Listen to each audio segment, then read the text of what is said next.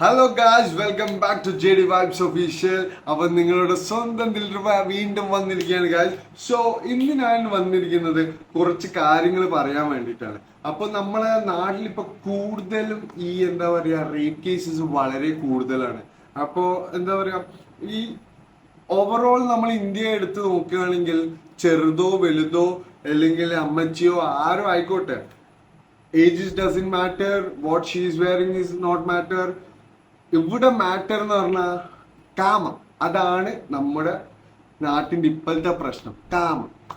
So ഈ കാമികൾക്കൊക്കെ നമുക്കിപ്പോ എന്താ പറയാ, നമ്മളെ മക്കളെ വീട്ടിൽ നിന്ന് അയക്കുമ്പോഴും നമ്മളെ എന്താ പറയാ അനിയത്തിമാർ കോളേജിൽ വിടുമ്പോഴും പിന്നെ അതുപോലെ തന്നെ ചെറിയ പിള്ളേർ നഴ്സറിയിൽ വിടുമ്പോഴും അപ്പോ നമ്മളെ പാരന്റ്സ് വളരെ എന്താ പറയാ പേടിയോടുകൂടിയാണ് ഇപ്പോ വീട്ടിൽ നിന്ന് അയച്ചുകൊണ്ടിരിക്കുന്നത് ഓരോ ആൾക്കാർ.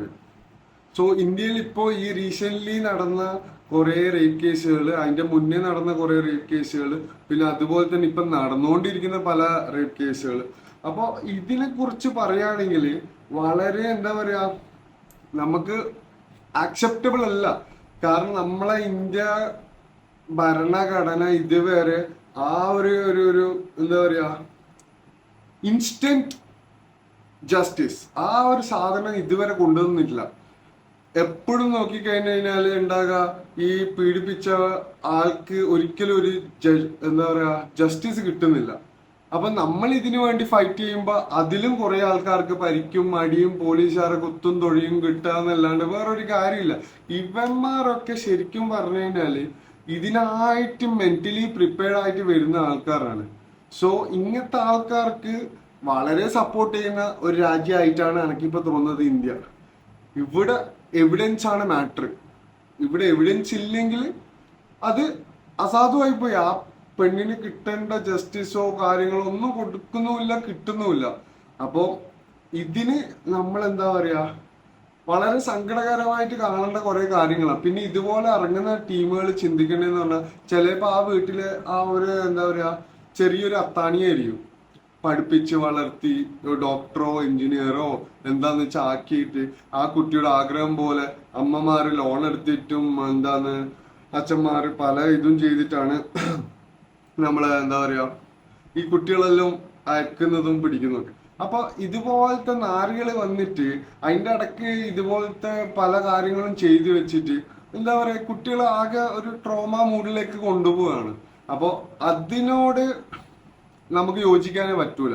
സോ പിന്നെ അതുപോലെ തന്നെ ഇപ്പോ റീസെന്റ് നമ്മളെ മലയാളം ഇൻഡസ്ട്രിയിൽ തന്നെ പല ആളും ഇപ്പോ എണീച്ചു വന്നിട്ടുണ്ട്. അതായത് നമുക്ക് പീഡനം അനുഭവപ്പെട്ടിട്ടുണ്ട്, നമ്മള് അഭിനയിക്കാൻ പോയ സമയം നമ്മളോട് സഹകരിക്കാൻ പറഞ്ഞിട്ടുണ്ട്.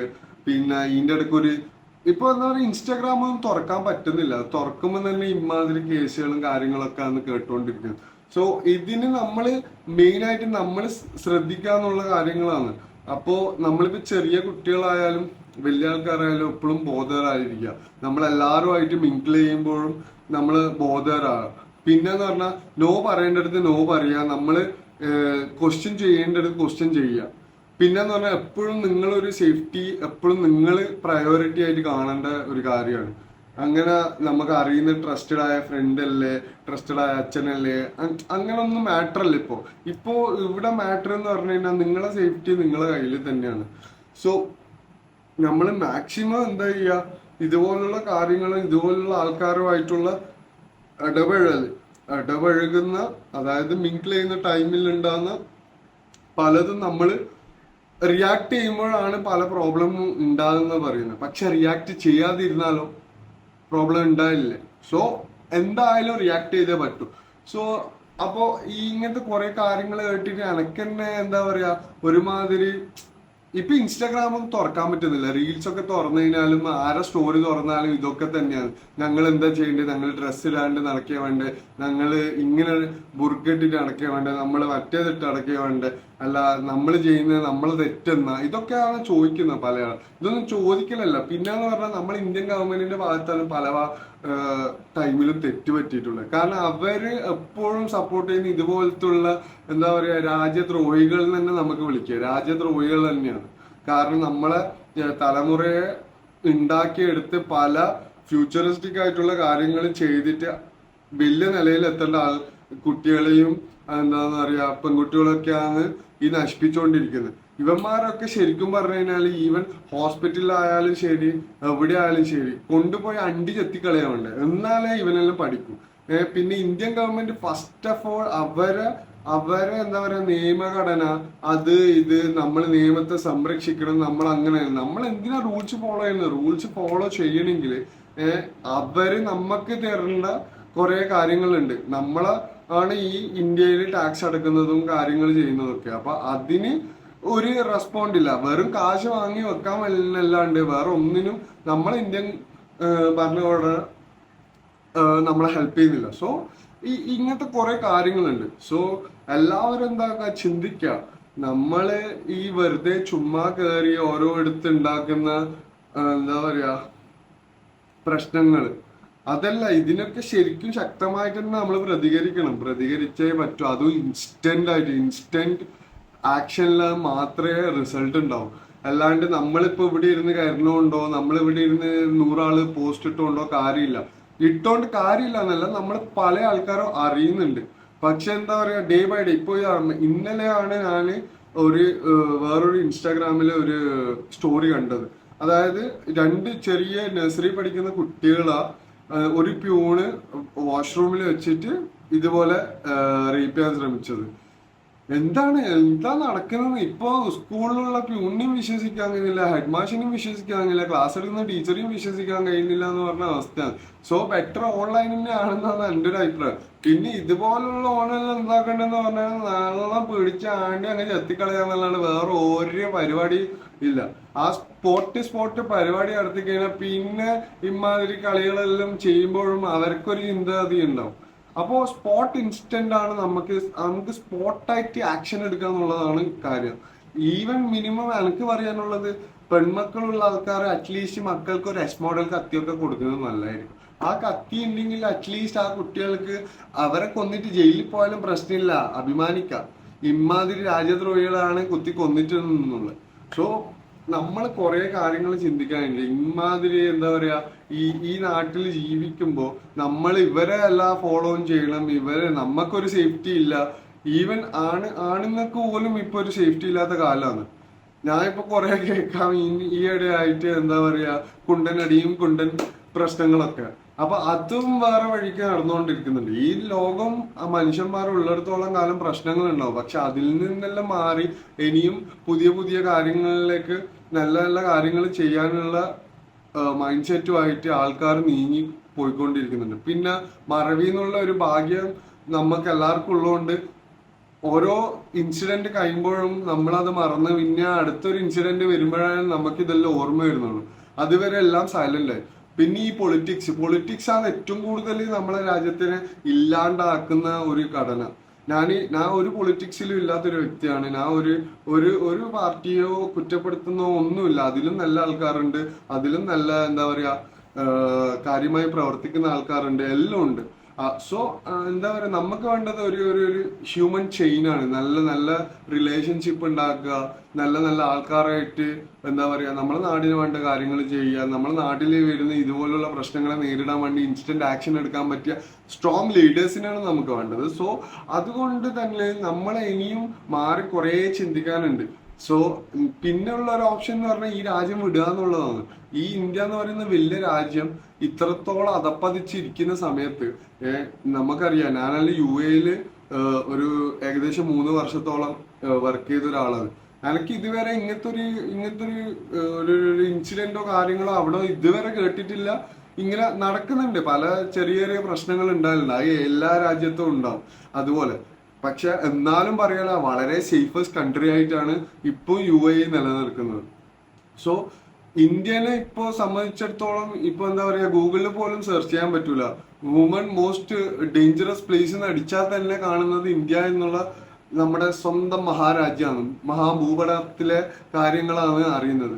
മുന്നേ എന്ന് പറഞ്ഞാൽ പൊളിറ്റിക്സുകാരെ കൊണ്ട് ജീവിക്കാൻ പറ്റുന്നില്ല. ഇതെല്ലാം വന്നുപെടുന്നതോ എല്ലാം ഈ പാവപ്പെട്ട നമ്മളെ ചെറിയ ചെറിയ ഫാമിലീസിന് മാത്രമാണ്.